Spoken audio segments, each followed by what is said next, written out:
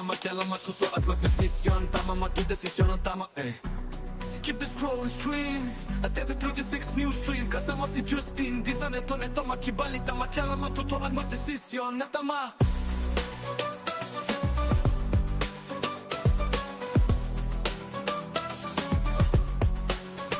Skip the scroll and stream at every 36 news stream. Kasama si Justin, di sa neto makibalita, makialam, matuto at magdesisyon na tama, magdesisyon na tama.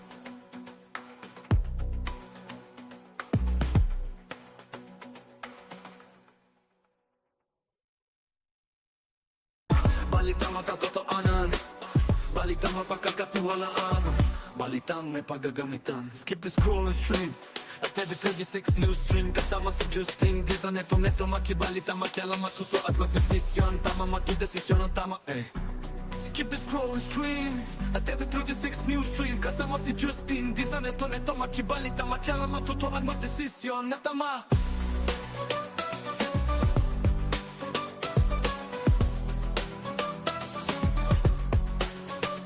The scroll and stream at every 36 news stream. Kasama si Justin, di sa neto makibalita, makialam, matuto at magdesisyon na tama, magdesisyon na tama.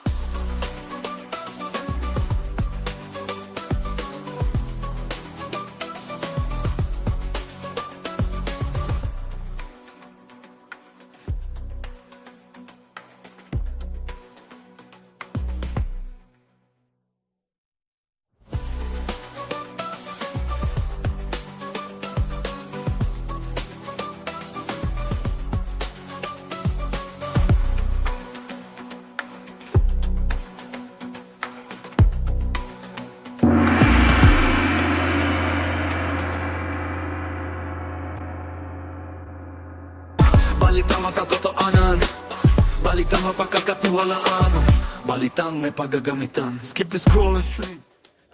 Isang magandang tanghali po ng Martes, mga karehiyon. Welcome po sa inyong paboritong online tambayan tuwing tanghalian. Ito po ang CLTV 36 News Stream. Justin, di sa neto makibalita, makialam, matuto at magdesisyon na tama.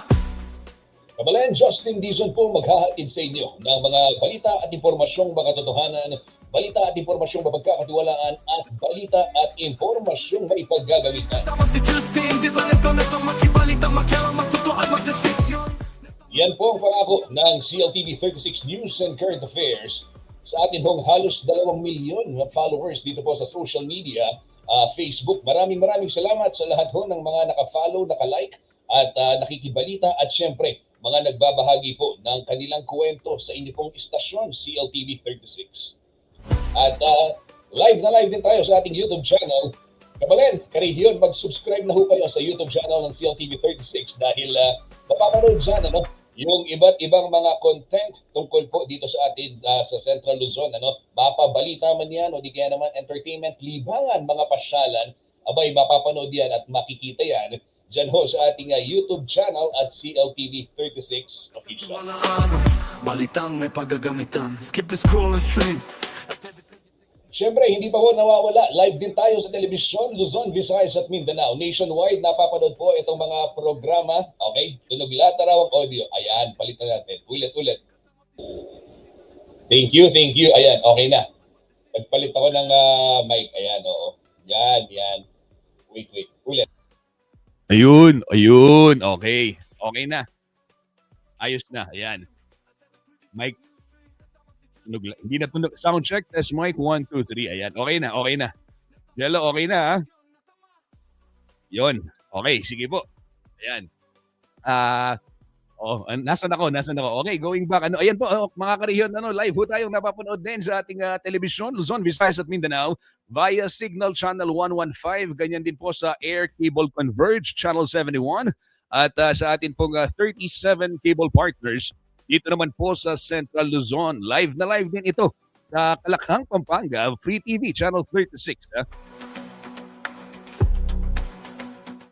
Kaya naman, Kabalen, Karehiyon, makibalita ka muna habang ikaw ay nanananghalian. Narito na po ang mga balitang may paggagamitan, balitang makatotohanan ngayon pong araw ng Martes.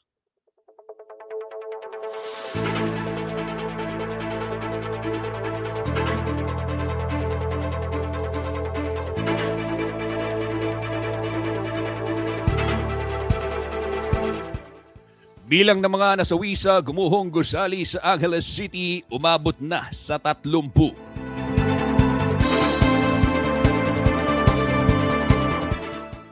Dalawang miyembro ng Ateneo Men's Basketball Team nasawi matapos pong malunod sa Aurora. Flood control project sa Pampanga pinatututukan ni Governor Pineda.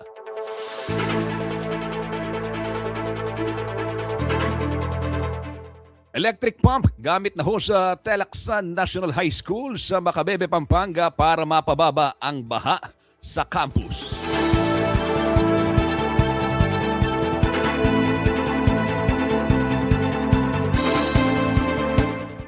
Latest ho mula sa Mindanao, kaugnay ho ng nangyaring pagyanig sa Sarangani kahapon.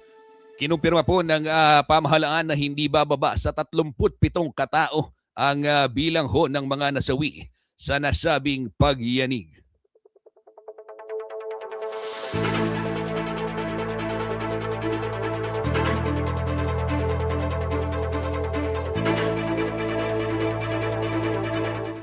At Pampanga LGUs inalerto po sa building safety at structural compliance kasunod po ng malakas na lindol sa Mindanao.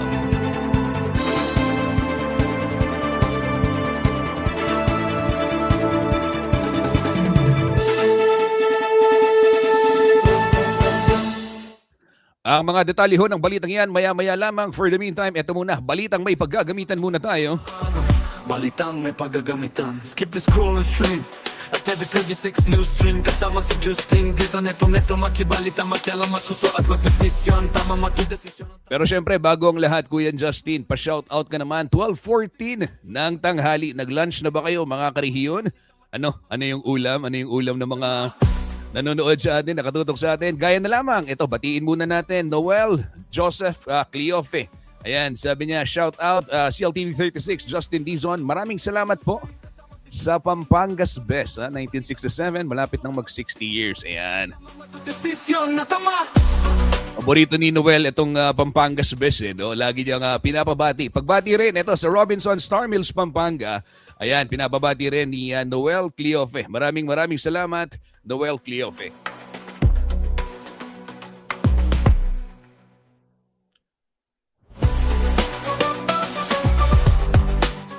Balitang may paggagamitan muna sitwasyon sa NLEX. Ito, may namomonitor ho tayong pagbigat ng daloy ng trapiko sa iba't ibang bahagi ng North Luzon Expressway. May Kuya Justin, saan yan? Ito, latest po ato sa mga babiyahe ngayong tanghali at mag-NLEX. Ito po yung aasahan ninyong senaryo sa iba't ibang bahagi po ng North Luzon Expressway. Dito ho sa may Marilao, patungong Valenzuela, ay kung kayo po ay patungong Metro Manila,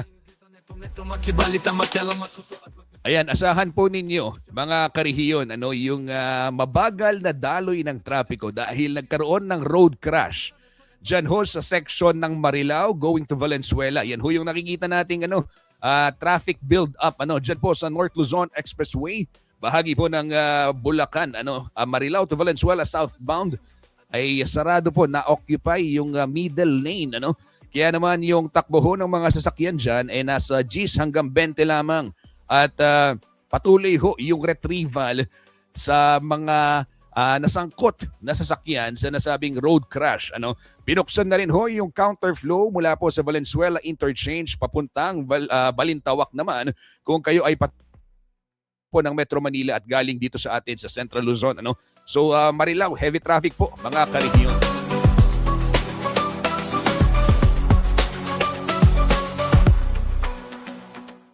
Ayan, makikita rin ho yung dyan sa Valenzuela, gaya ng nabanggit, bukas ho yung counterflow lane dyan. Kaya po ingat-ingat sa mga babiyahe.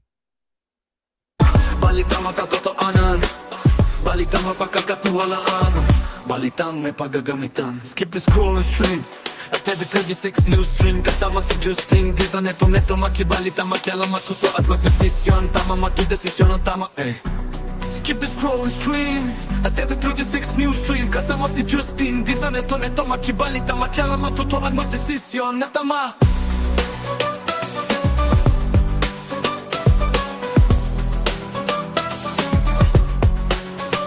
Skip the scroll and stream at every 36 news stream. Kasama si Justin Dizan, neto makibalita, makialam, matuto. Makibalita naman tayo sa may syudad ng San Fernando. Ito ho mga karihiyon, traffic advisory rin.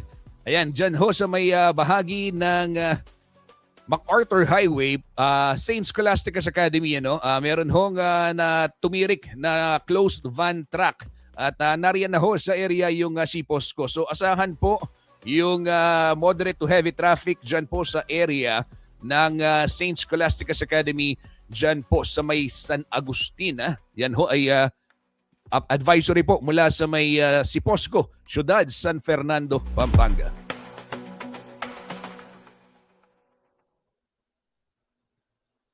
Balitang makatotohanan, balitang mapagkakatiwalaan, balitang may pagagamitan. Skip the scroll and stream at every 36 news stream. Kasama si Justin Dizan, neto makibalita, makialam, matuto at magdesisyon. Tama, matudesisyon ang tama, Skip the scroll and stream at every 36 news stream. Kasama si Justin Dizan, neto makibalita, makialam, matuto at magdesisyon na tama.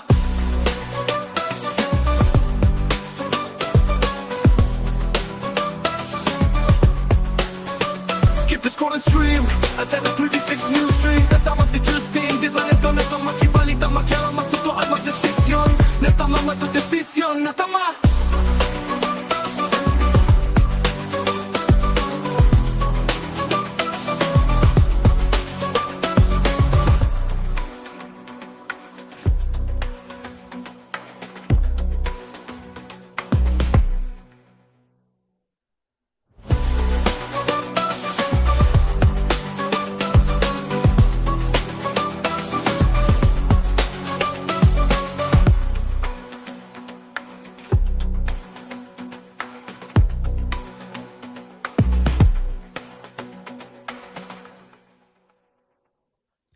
Sa pagkakataong ito, makibalita naman ho tayo mula po sa ating Weather Bureau DOST Pag-asa. Narito muna ang latest balitang may paggagamitan.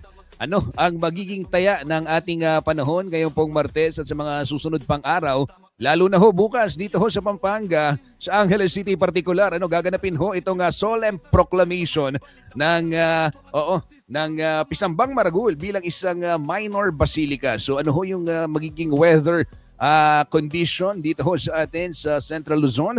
Narito po ang forecast ng Weather Bureau Pag-asa.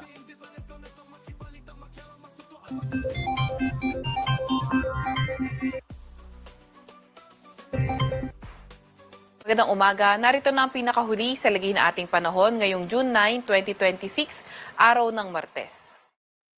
Narito ang ating pinakahuling satellite image kung saan ang southwest monsoon o habagat patuloy pa rin ang epekto sa kanlurang bahagi ng northern at central Luzon. At itong southwest monsoon nga na ito o habagat ay nagpapaulan sa mga ilang areas na nabanggit nga natin.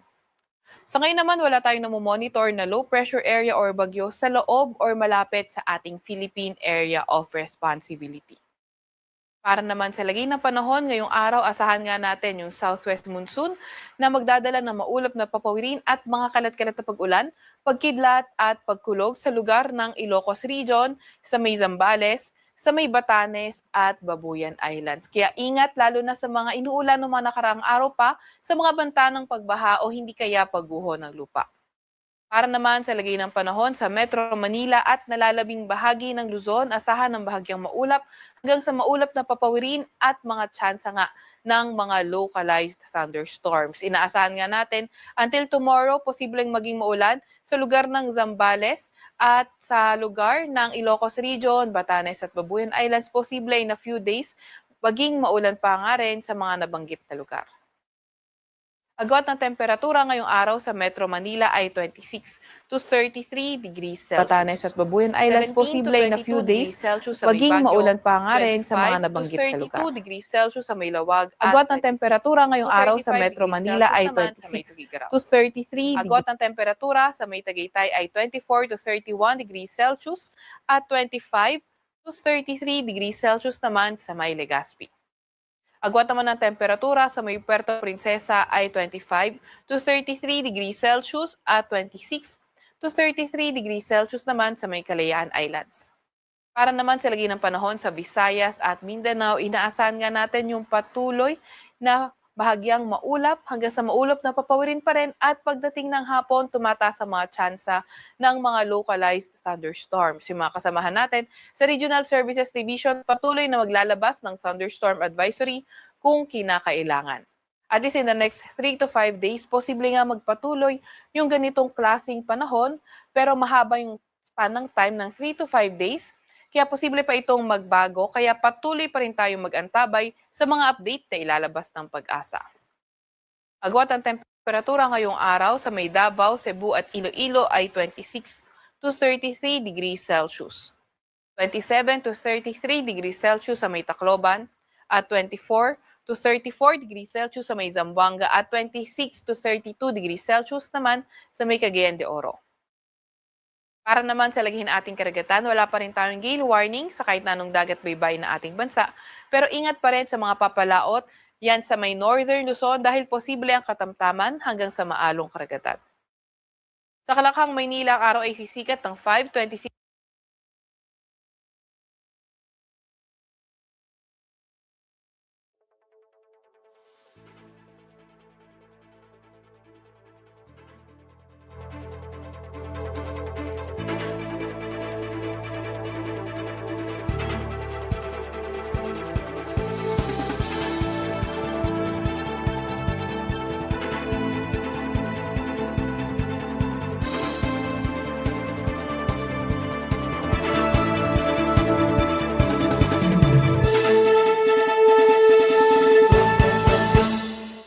Tuloy-tuloy ho tayo sa ating balitaan. Ito ho mga karehiyon, iba't ibang sektor po ang nagkaisa sa ginawang unveiling ng markers. So unang markers sa pag-alala po sa Mount Pinatubo eruption. At yan ho ang tinutukan live ng ating kasamang si Jody Mercado mula po dyan sa Clark, Pampanga kaninang umaga. Kuyang Jody. Magandang araw sa iyo kasamang Justin. Tama ka, naroon ako kanina sa may Clark Parade Ground sa may harapan ng Clark Museum. Doon na isinagawa yung unveiling ng Mount Pinatubo marker. Ang hangaring ito ay syempre pinangunahan ng Center for Kapampangan Studies, Holy Angel University, katuwang ng Clark Development Corporation. So iba't ibang sektor ang nakiisa rito. At actually, kasama nga rito ang McKinney Food Corporation na isa sa mga naging kabahagi sa pagbuo ng marker na ito. At isa sa mga panauhing pandangal ng okasyong kanina ay ang dating Pangulo at ngayon ay 2nd District Representative ng Pampanga na si Gloria Macapagal Arroyo. Naroon din ang mga kinatawan ng probinsya ng Pampanga na si Tourism Officer Mike Casneda, kinatawan ng Balaca City, si Tourism Officer Arvin Lingat, at nandun din si Department of Tourism Region 3 Director Dr. Richard Dinos, at naroon din ang mga kinatawan ng PHIVOLCS o ng Philippine Institute of Volcanology and Seismology. Actually, Justin, siguro may tatanong mo kung bakit naroon ang PHIVOLCS, at bakit hindi NHCP, yung National Historical Commission of the Philippines, ang dapat sana manguna sa marker. Ang ayon sa CKS o sa Center for Compound Studies, nung sila ay nakipag-ugnayan sa NACP, ang sabi ng NACP ay hindi raw pala sila gumagawa o nag-unveil or nangunguna sa mga marker na may kinalaman sa mga disaster.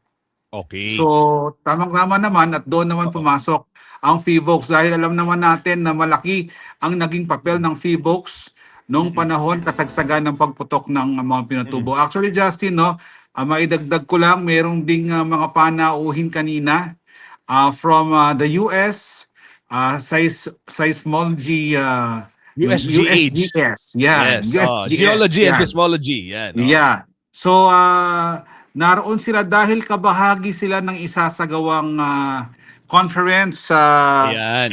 sa Holy Angel University. Ang pangalan ng conference na ito ay Pinatubo at 35, Remembering Pinatubo Lessons from the Past, Empowering Communities. At ang unveiling ng marker ay kasama doon sa activities ng conference na ito. At kanina nga nakita namin yung mga scientists kasi ang background ng marker ay ang mountain range kung nasaan ang Mount Pinatubo. So nakita namin sila nagtuturo-turo dun sa mga bundok at siyempre scientific terms ang kanilang pinag-uusapan habang naroon sila sa may bahagi ng marker na iyon. Oo, kasama Jody, 35 years binabanggit natin mula nung mangyari itong Mount Pinatubo eruption. Ano yung pinag-usapan kaugnay ng mga natutunan? I'm sure marami dun sa mga dumating kanina nagbahagi at ano yung mga lessons learned na dapat patuloy nating ginagampanan upang hindi na rin maulit yung epekto. Of course, hindi natin mapipigilan yung pagputok ng bulkan, pero yung kahandaan nandyan, di ba? Actually, kasamang Justin, kanina sa naging mensahe ni CDC President CEO Agnes V.S. de Manadera, nabanggit niya na importante ang naging role noon ng private sector, ng gobyerno, at ng mga leader noon. Kasi kung naging hindi raw kumilos ang mga leader noon, ay baka nahirapan ang mga Kapampangan na muling bumangon pagkatapos ng matinding trahedyang ito. At ayon naman sa FIVOX, maraming ang lessons nito. Katulad ng ngayon is awareness sa mga sakuna at syempre is yung paghahanda sa mga sakuna at syempre dapat daw nating alalahanin yung naging sakripisyo kasi usually daw hindi nare-recognize yung kanilang ahensya dahil tuwing may pumutok na bulkan or lindol, doon lang nagpa-pop up o lumilitaw ang FIVOX. Pero hindi alam ng lahat, nasa forefront noon ng pagputok ng Mount Pinatubo ang FIVOX at isa ang marker na iyon na sumisimbolo sa kanilang pagsisikap na makaligtas ng maraming buhay at magbigay ng impormasyon para sa nakararami. Oo. Kasama Jody, napanood ko yung live mo kahapon nasa Holy Angel University ka. Merong earthquake simulator at nabanggit yung conference ay gagawin ngayon. Ano yung mga aasahan ng konferensya, ng mga dadalo sa konferensya? Sino-sino yung pwedeng dumalo rito?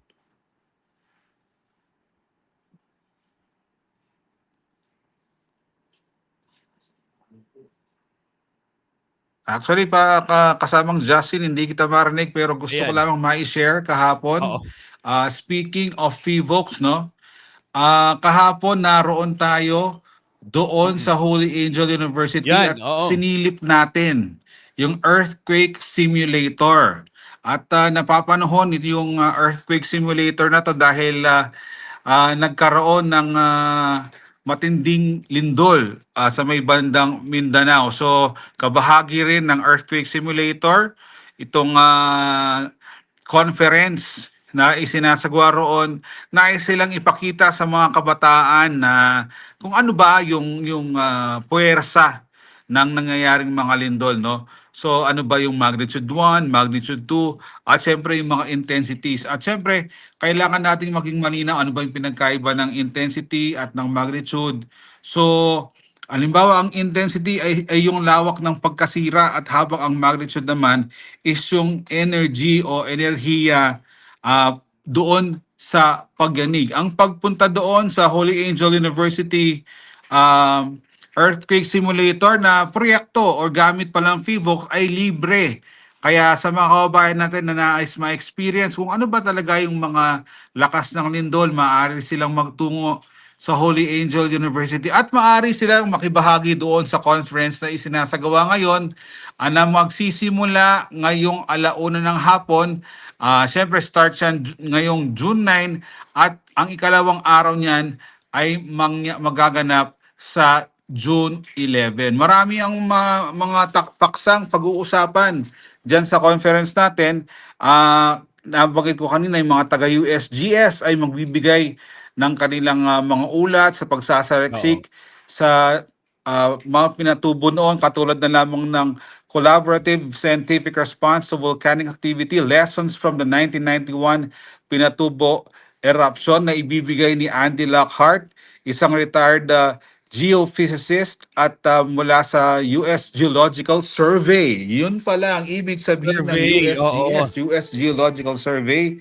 At magbibigay din ng mensahe or presentation si Dr. Maria Leonila Bautista, Explosive Eruptions, The East Side Story. Siya ay mula sa isa siyang associate scientist ng Department of Science and Technology. Yan lamang for the first day. Habang sa second day, marami ring pag-uusapan kung saan ay isa sa mga magiging panauhin doon is si dating Mayor Ed Pamintuan na noon ay mayor ng Angeles City sa kasagsagan ng pagputok ng Pinatubo.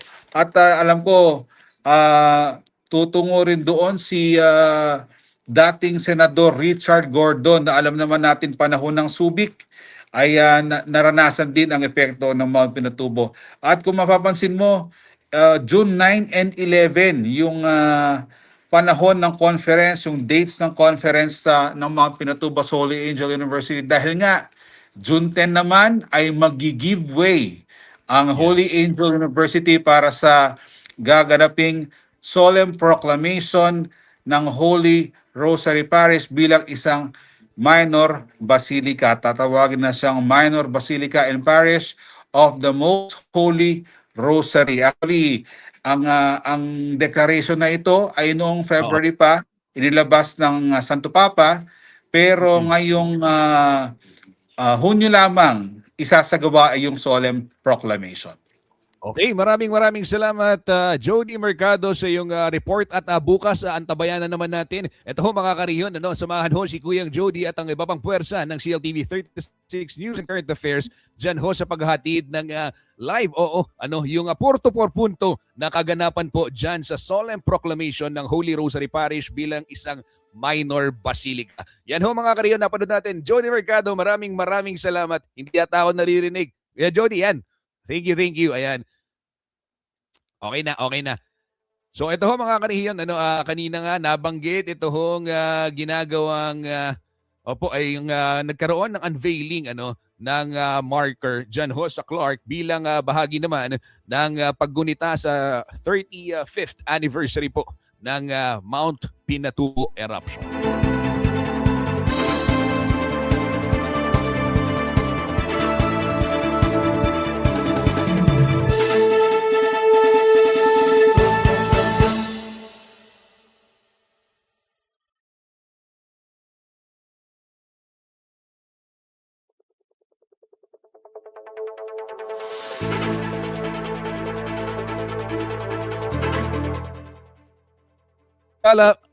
Bigyang daan muna ho natin ang ilang public service announcements dito ho sa Pampanga. Brownout, water interruption pala. Mawawalan ho ng supply ng tubig. Wala hong tubig, Diyan ho sa may Metro Gate Subdivision, Barangay Kapaya, Angeles City, mamayang 3:00 ng hapon hanggang 5:00 ng hapon dahil sa flushing activity na gagawin ho ng Prime Water.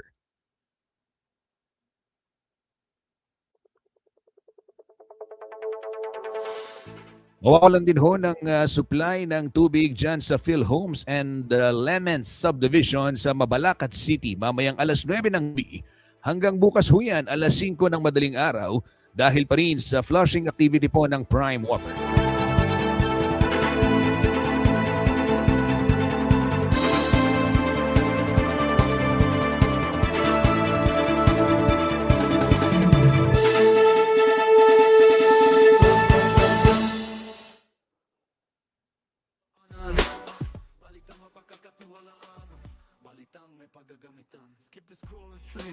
At every 36 news stream. Time check muna tayo, 12:36 ng tanghali. Araw ho ng Martes, magpapatalastas lang si Kuyang Justin. Huwag ho kayong bibitiw sa ating pagbabalik. Makakasama natin Paulo G. Santos. Maghahati naman ng balita kaugnay ho ng sitwasyon ng iba't ibang paaralan dyan ho sa ika-4 na distrito ng Pampanga.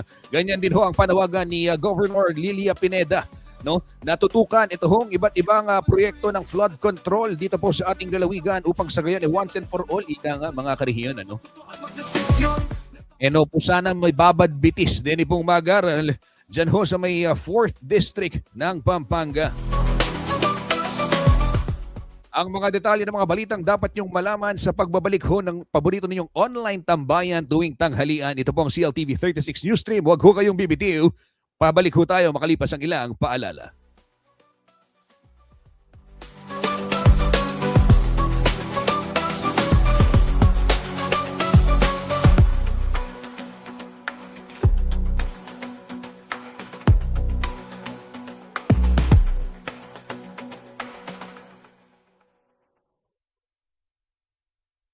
Balitang makatotoanan, balitang mapagkakatiwalaan, balitang may paggagamitan. Skip the scroll and stream at every 36 news stream. Kasama si Justin Di sa neto makibalita, makialam, matuto at magdesisyon. Tama, magdesisyon ang tama Skip the scroll and stream at every 36 news stream. Kasama si Justin Di sa neto makibalita, makialam, matuto at magdesisyon na tama.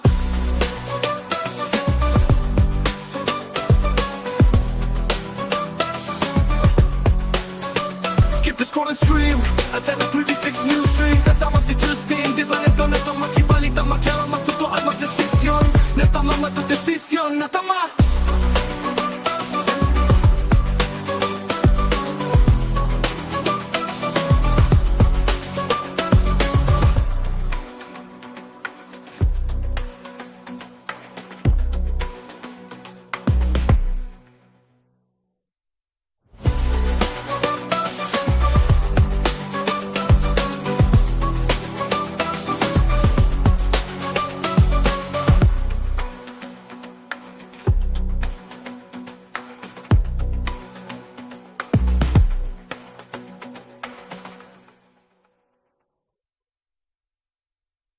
Balitang makatotoanan, balitang mapagkakatiwalaan, balitang may paggagamitan. Skip the scroll and stream at every 36 news stream. Kasama si Justin Di sa neto makibalita, makialam, matuto at magdesisyon. Tama, magdesisyon ang tama Skip the scroll and stream at every 36 news stream. Kasama si Justin Di sa neto makibalita, makialam, matuto at magdesisyon na tama.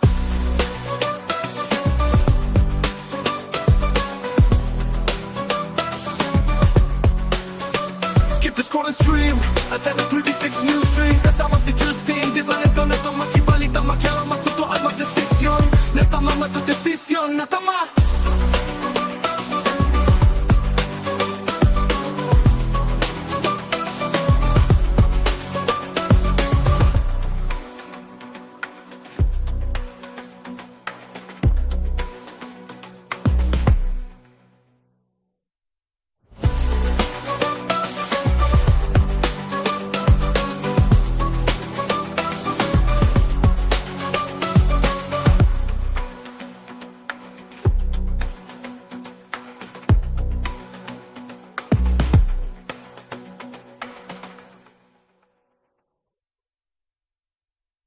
Balitang makatotoanan, balitang mapagkakatiwalaan, balitang may paggagamitan. Skip the scroll and stream at every 36 news stream. Kasama si Justin Di sa neto makibalita, makialam, matuto at magdesisyon. Tama, magdesisyon ang tama Skip the scroll and stream at every 36 news stream. Kasama si Justin Di sa neto makibalita, makialam, matuto at magdesisyon na tama.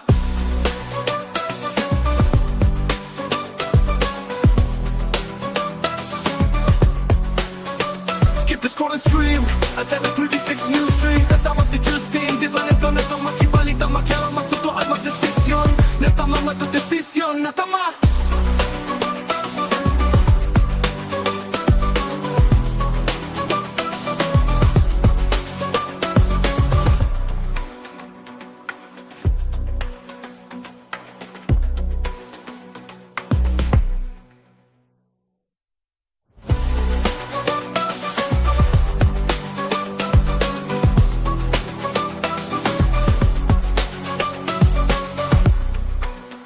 Sound check. That's mic 1, 2. Sound. Ayan. Okay na. Nagbabalik po ang CLTV 36 News Stream at para ho sa lahat ng mga nakatutok, banggitin ko lamang ulit NLEX Advisory. Asahan po mararanasan yung heavy traffic dyan ho sa may Kawayan Interchange, southbound portion. Makibalita makialam matuto at magdesisyon. Apektado na rin yung northbound lane dahil binuksan ho yung tinatawag na counterflow para sa gayon magbigay daan dito ho sa mga bulto ng sasakyan. Nagkaroon ho ng road crash kaninang kanina lamang kaninang umaga batay ho sa advisory na tinanggap ho natin mula po sa North Luzon Expressway. Sama si Justin, di sa neto makibalita makialam matuto at magdesisyon. Samantala, makibalita naman tayo ngayon kay Kuya Paulo G. Santos na tumutok ho dito ho sa sitwasyon ng iba't ibang paaralan sa pagbubukas ho ng klase. Kuya Paulo G., kumusta ang senaryo? At ito nakita natin yung diskarte ng iba't ibang guro dyan sa may 4th District. Ano yung inabutan natin? Kuya Justin, parehas pa rin yung problema nitong mga teaching personnel at gayon na rin yung mga magulang at estudyante, yung mga learners natin sa problema dito sa mataas na level ng tubig kapag mataas yung high tide. At ito pa nga, thunderstorm season at habagat na tag-ulan, mas lalo pang nagiging peligroso yung ilang mga campus dahil talagang yung tubig hindi maliit lang yung level kundi tumataas yung tubig, Kuya Justin. At dito rin sa mukha ng mga kanilang pagre-remedyo sa ground floor nakailang dipa na ng pagtatambak at yung pinakahamon ngayon sa kanila yung pathway para at least yung mga kabataan, yung mga learners talagang makapasok ng hindi sumusuong sa baha, Kuya Justin. At dito nga sa ating konsultasyon sa pag-ikot natin sa Pampanga 4th District hanggang dito sa 2nd District na may mga coastal town, nakita natin, Kuya Justin, yung mga moderno ng gusali na hindi lang 1 meter yung taas ng ground ng kanilang first floor kundi 3 meters. At particular na nag-introduce nito, Kuya Justin, itong provincial government ng Pampanga dito sa area ng Sasmuan. Pero dyan pa rin sa nakikita nating mga lugar, gaya dyan sa area ng Telaksan National High School, Kuya Justin, para-paraan yung mga principal dito na paano mamitigate yung baha. Isa na rito yung gastos nila na pag-pump nitong tubig dito sa loob ng kanilang campus. Kasi itong unang araw nga ng pasok, Kuya Justin, yung kanilang mismong covered court, yan binaha. At konti lang yung ulan, pero yung high tide naman ang talagang kanilang ina-anticipate na hindi na biro yung taas ng tubig, Kuya Justin. Kaya naging pahirapan dito sa ilang mga estudyante kung paano sila pumosisyon doon sa kanilang flag ceremony dahil hindi malyaring karugo tumuntong kay baha. Hayapin niting daramdaman tamo karetang kabalenta mo, Kuya Justin. Paulo G, kumusta yung bilang ng mga classroom? Maliban sa pagbaha, syempre alam natin yung backlog sa classroom, kinahaharap pa rin, problema pa rin. Ano ang estado at least dito sa Central Luzon batay sa datos na nakalap natin? Base dito sa STO ng Pampanga na patuloy nating ginagawa yung dokumentaryo dito sa Pampanga pa lang, Kuya Justin, na may 19 na munisipalidad. Ang backlog nila more than 1,000. Yun ang binabanggit ng engineering office ng SDO ng DepEd.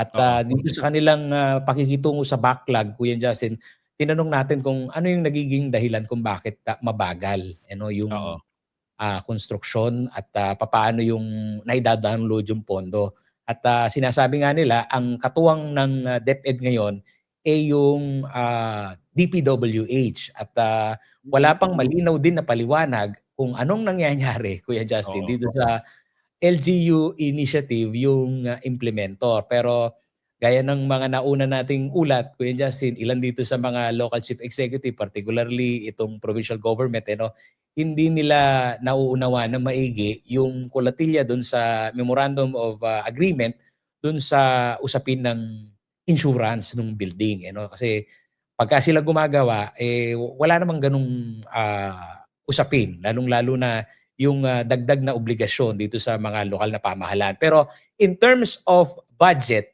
sa kada gusali, higit na mas mura kapag ka ang nag-execute o nag-implement ay itong lokal na pamahalaan. So, sa pagdating nga ni Senator Bam Aquino, tinanong din natin yan Kuya Justin. Oo. Anong meron dyan sa mabagal na execution? Although nakita natin meron talagang krisis sa itong nakalipas, yung mahal na construction materials. Oo. Pero ang binabanggit niya, kailangan talagang imbestigahan kung saan yung bottleneck dyan sa tatapos nitong mga backlog na school rooms, Kuya Justin. Dahil totoo, nakita din natin dito sa 4th District ng Pampanga, merong maabot ng 3 shifting, 2 shifting. Oo. Ang pangamba ng mga magulang na nakausap natin, pagka kasi kumagat yung dilim, at yung high tide, ayan, at umulan pa, nakakatakot dun sa mga anak na matrap sa tubig. Yun ang kanilang problema. Oo. Paulo G, meron akong naalala lang habang pinag-usapan natin tong backlog, sinasabi mo. May mga naging proposal dati na gamitin yung iba't ibang mga pasilidad ng gobyerno o kaya naman yung mga ibang posibleng gamitin. Halimbawa na lamang na-raise, yung naalala ko yung dito sa Porac, yung mga Pogo facility. Sabi, baka pwedeng gawing classroom, pwedeng gawing national high school. Itong mga ganitong klaseng pasilidad. Ano ang latest dito? Yan ang aalamin natin kasi Oo. pagkakaalam ko, hindi lang dito sa Porac, pati yung dyan Oo. sa pinakamalaking Pogo Hub sa Bamban. Ano nang nangyari. Pero yung mga inisyatibo na ito'y gawing kapaki-pakinabang, Kuya Justin, pagkakaalam ko nung nakausap ko si Mayor Salting dyan sa area ng Bamban, talagang sinecure nitong local, nitong ehekutibo, na ito Oo. ay hindi muna magamit kasi hindi lang eskwelahan ang kanilang itinutulak dyan. Gusto nila magkaroon ng extension yung kanilang municipal hall. Pero Oo. usapin ito ng korte. Sabi nitong ilang mga nagbabantay dyan dahil yung custody ngayon nasa national government, Kuya Justin. At itong LGU talagang hindi siya nagkakaroon ng pagkakataon na ma-maximize yung space. At sa usapin nga din nung tax, hindi nagbabayad ng tax, bawas din dun sa kita ng mga LGU. Pero susubaybayan natin yan, Kuya Justin. Tatanong din natin dito sa mga local chief executive na may problema sa kakulangan ng eskwelahan. Pero dito sa 4th District, sa 3 naming pinuntahan na campus ni Parinjani, ang binabanggit nila, Kuya Justin, yung ratio nung mga estudyante sa teacher sa isang room nasa 1:25. Marami na daw yung 1:40. Yun ang binabanggit naman nitong mga teaching personnel at gayon na rin itong district supervisor, lalo na dito sa area ng Makabebe. Oo. Paul G, time check lang tayo, 12:50 na. Tuloy pa rin natin to. Teka, meron akong follow up. Ito namang kaugnay nitong panawagan, connected pa din sa baha, panawagan ni Governor Pineda. Umapila ho si Governor Pineda, mga kabalen, mga karehiyon, sa DPWH na gawing priority yung flood control project, lalong-lalo na ho dito sa mga coastal town, yung mga nasa madalas ho talagang bahain, at saka yung mga business district din dahil ito merong ika nga epekto. Ano ang ika nga, Paulo G, latest dito at may tugon na ba yung DPWH kaugnay nitong panawagan ng gobernadora? Totoo, Kuyang Justin, talagang naging very vocal itong ating gobernadora sa usapin nitong pagresolba sa baha. Mamitigit yung business district. Ang naging agenda yung business district dahil marami ang apektado dito usapin ng kabuhayan, economic activity. Talagang ang tama nito sa mga Kapampangan matindi. Lalo na yung Kapitolyo andyan sa area ng San Fernando na hindi maikakaila na yung baha dyan nung mga nakalipas na thunderstorm lang, di ba? Na-report natin at taas ng tubig, ang bilis na andyan at hindi nakakilos yung ating mga kababayan at apektado talaga yung mobility. So ang naging panawagan niya dito sa DPWH, saan ba yung alokasyon na pinopondohan nyo ng malaki? At may tukal mo naman ka rin, Kuya Justin, karetang engineer sa kasabi ng nanay. Mag-allocate kayong pondo karetang marangle, karetang penspecia mo nga na. Sinwata na lang.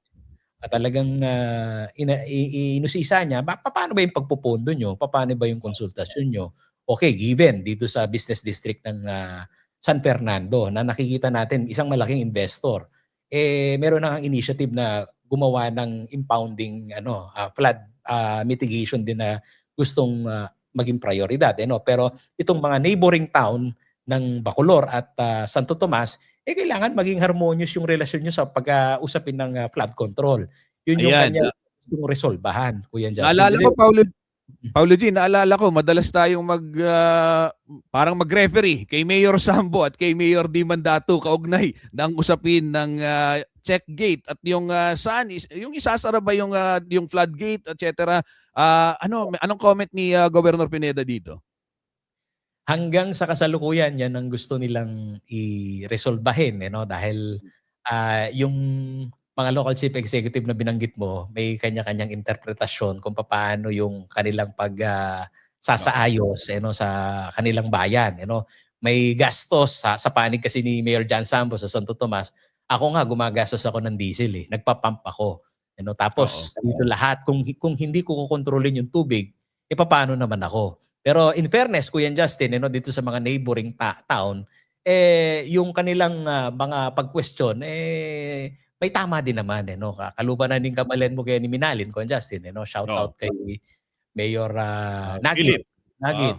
Mig-pump ka, natsa mo naman kaya kami. Mga nanonoman rin tao Minalin.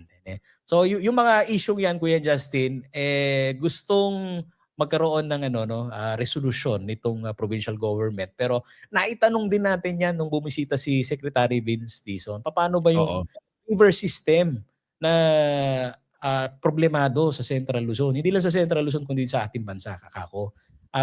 Sino ba talaga magdedesisyon? Kanino nyo i-endorso yung check gate, di ba? Kasi pagka natapos na yan, Kuya Justin, yung endorsement, magsisimula diyan sa DPWH at ibibigay sa LGU. Kung hindi naman maayos o wala siyang technical know-how yung LGU, Kuya Justin, magiging problemado yan. Kaya yung ilang mga experts na maituturing natin, magmunikaalala, Kuya Justin, dapat nung Keng Laguna, ating Laguna Lake Development Authority yan, kung naman sana Pampanga or Central Luzon, meron din sana. Yun yung mga panawagan itong mga eksperto. Pero sinabi ni Secretary Vince Dizon, minalugalan yan nung ibiya pa kin DPWH. Nung ketang POV ko, sa POV ko, sabi ni Secretary Vince Dizon, dapat yan, LGU na. Okay, maraming salamat Paulo G. Santos sa iyong ulat at makikibalita pa tayo sa mga darating na araw kaugnay nitong implementasyon ng iba't ibang proyekto na panangga sa baha dito po sa Pampanga. Yan ho mga kariyon, time check muna tayo, 12:54 na at kailangan nang magpaalam ni Kuya Justin. Maraming salamat po sa lahat ng mga nakibalita at tumutok dito sa ating programa.